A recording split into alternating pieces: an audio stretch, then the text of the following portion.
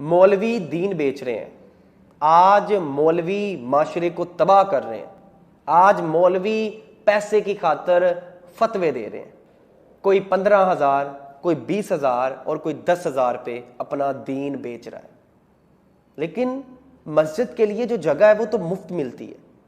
मस्जिद के लिए जो सीमेंट आता है वो तो मुफ्त आता है, मस्जिद में जो बंदा मजदूरी करता है वो तो मुफ्त में मजदूरी करता है, मस्जिद में बिजली का बिल बिल्कुल नहीं आता।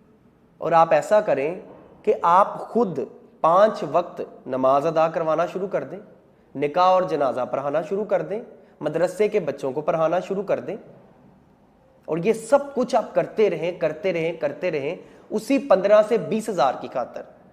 जिसके लिए आप मौलवी पे ये फतवा लगाते हैं कि मौलवी दीन बेच रहा है। और खुदारा कोई होश के नाखुन लें,